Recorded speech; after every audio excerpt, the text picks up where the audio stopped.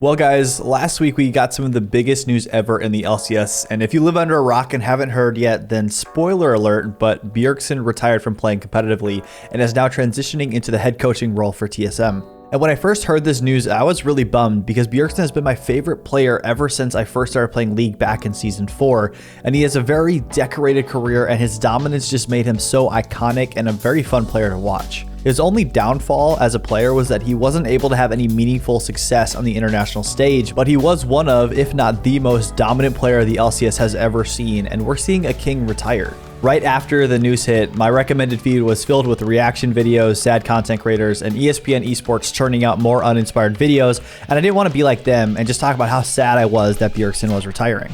But I think that Bjergsen transitioning out of a player role and into a coaching role is one of the best moves that could happen for NA. So in this video, we are going to take a look at the 3 benefits of Bjergsen retiring from being a competitive player, his personal health, TSM's organizational growth, and NA's regional competitiveness. But before we get into it, if y'all enjoy this kind of content and want to see more on competitive League and other guides to help you actually get better at the game, then make sure you hit the subscribe button. It's really appreciated.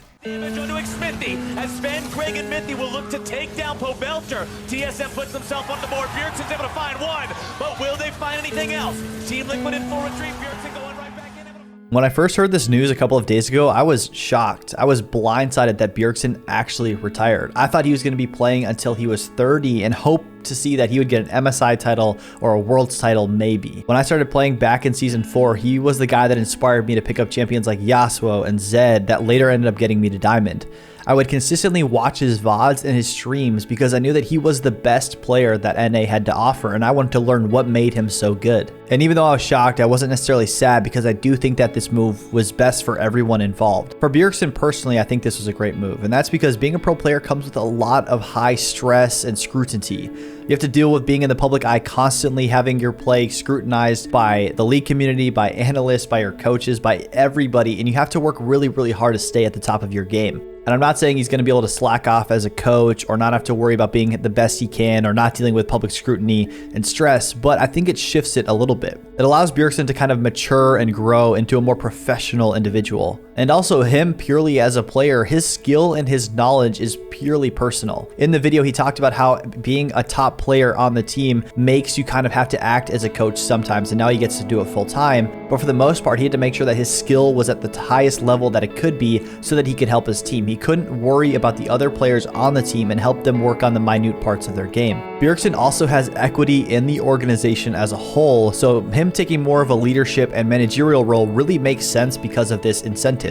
When Doublelift joined the team, a lot of people were talking about how there were many conflicts of interest on the TSM roster, with Doublelift dating Lena and Bjergsen having equity in the company. And so now that he is kind of moving out of that role into more of a leadership role, it really kind of makes sense for him personally and for TSM at an organizational level. As a player, Bjergsen has been at the top for almost 8 years. He was the top in Europe, then he came over here and has been at the top of the LCS and Challenger, and has just been the best mid laner that we have here. Plus, for the past 6 years, Bjergsen has been trying to break his peak at international events like Worlds, and it just hasn't really happened. It could be a North American thing, it could be a team thing, it could be a personal thing, but it could have taken him a lot longer to actually accomplish this. So him trying to move into a coaching role kind of makes sense for him personally. He did all that he could have. And that's not to say that he's quitting. He's just moving into a different role that can help TSM maybe have a chance in the future. This move doesn't only benefit Bjergsen, but it also benefits TSM.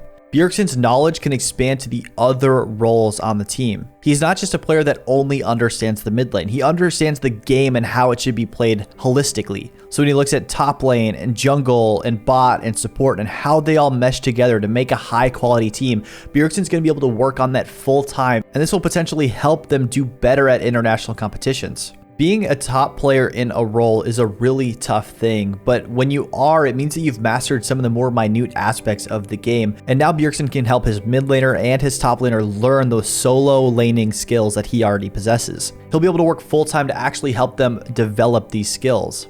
Bjergsen has already been a huge leader on the TSM roster for many, many years now and coaching the players as they continually come in and out. So having him move into the head coaching role kind of makes sense. And I'm not going to lie, I was really curious as to why he was jumping up straight to the lead coaching role, because I know they have a lot of other skilled coaches that have been doing it for a long time. I know they have Parth at the GM role. And so it'll be really interesting to see how he plays with the other coaches and how they kind of blend around him to form this coaching team.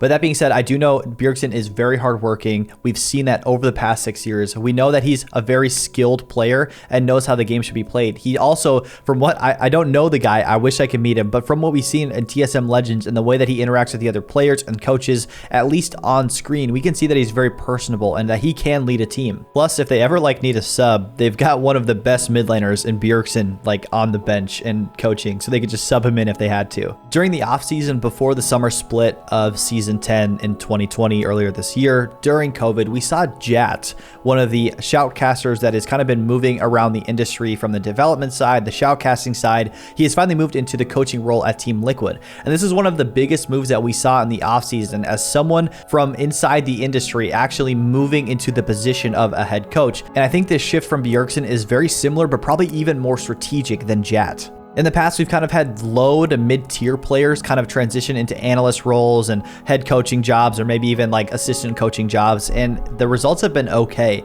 But this is the very first time that we've had a big A-list name in the LCS move into a coaching role like Bjergsen. This could be really good for the industry, really bad. It might not even have a difference, but it is really interesting to see that a player like Bjergsen is moving into a coaching role where he will be more hands-off on the game, but will be able to control and adapt and build a team that can potentially do really well. We have seen from traditional sports that some of the top players can make really good coaches, but not all top players can be good coaches.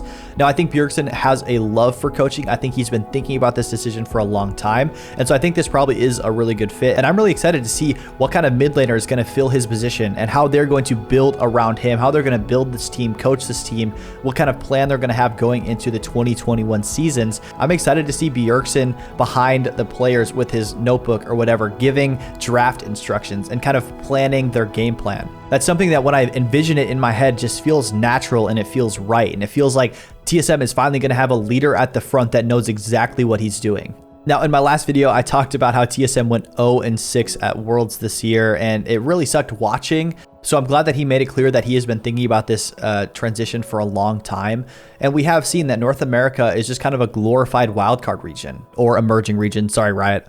And so I'm really curious to see if this can in some way increase the competitiveness of TSM and NA. Hopefully in a perfect world, Bjergsen can disperse his knowledge to all 5 roles on the team and allow them to play together and have their own play style and learn what's best for them and whatnot. I am sure it's going to take a couple of tries to find the best mid laner or a couple of tries to find the best composition of players, but I think that TSM really has a great coaching staff, especially with Parth already being there for a long time, already coaching, moving into the GM role. I'm really excited to see what kind of team they craft, whether they keep Doublelift or get rid of him, whether Speaker will really grow into this carry role on TSM. Man, I'm excited. I'm going to be watching this team over the next year to really see how he performs and does in creating this new team. And you really can't talk about Bjergsen without having the GOAT conversation. And I'm not talking about across all League of Legends in all regions. I think that that should be separate to each region, except for Faker. We all know that Faker's the king. But in NA, it has been no contest. It's basically been Jensen, the only one in even close in the number 2 spot to Bjergsen. And he kind of is the MJ. And in the future, we'll have more players like LeBron and Kobe and Steph Curry that will kind of rise up and be these awesome players that we are going to compare back to Bjergsen. So it's kind of cool to see that we are seeing history made within League of Legends and in the history of this game. Hey guys, I'm editing this video right now, and I've been kind of looking at Twitter and YouTube and Reddit, and there are a lot of potential moves that TSM is going to make in this offseason. They're potentially getting rid of Broken Blade. I know that their bot lane has had a lot of rumors surrounding whether they're going to get rid of Doublelift or not. And I think everybody could agree that Biofrost was probably the weakest player on the team. They have Treats on the bench waiting to play. And so they're going right into this 2021 season trying to make the biggest moves possible in order to get the best team. There's rumors that they're going to pick up the likes of Licorice or Impact, players who are out of contract and able to sign with new teams. And I think it's really attractive to sign with TSM when they have a new coach like Bjergsen, someone with as much skill, with as much notoriety, name behind it of TSM and money. Like, they're going to be doing really well this spring, and I'm super excited to see what kind of team they craft. This all being said, it doesn't mean that they're going to necessarily be successful, but the fact that they're making these moves shows that TSM doesn't want to be a development team for years and years to come. Like, they're going to try to win now. They're probably going to find a newer mid laner. I've heard nothing about what that's going to be, whether it's going to be their academy mid laner or something, but I hope whoever it is a great player, and I hope he'll continue on the legacy of having a great mid laner for TSM and kind of that iconic role, having that iconic role and position that the team builds around. But yeah, guys, that's all the thoughts that I have on this right now. I do actually think that Bjergsen retiring is good for NA. It's not that he's leaving the scene as a whole, but he's actually moving into a role that can have even more impact on the team, on the organization, and on the region and its competitiveness at international tournaments. So guys, if you enjoyed this video, make sure you hit the subscribe button. I really appreciate it. And as always, this has been Snowta. Thank you so much for watching, and I will see you in the next video.